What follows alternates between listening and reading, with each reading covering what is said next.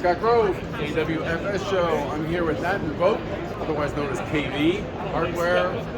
They got everything. You need it, they got it, and you're celebrating an anniversary, right? Yes, we are. We're 125 years old. 125 years. Major milestone. Yeah, you know they're good hardware. It's not just some flash in the pan. So you got some new stuff here. Show us what you got. Absolutely.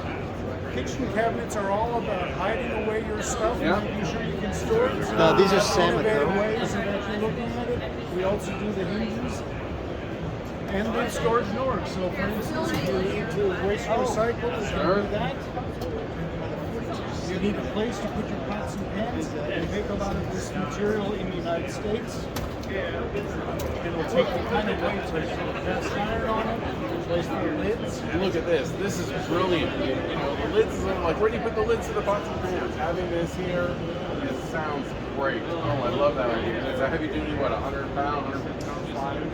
Oh, yeah. Cast iron, yeah.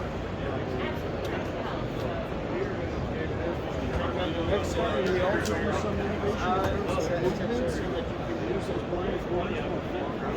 Oh, wow. Yeah. We're known for the doors.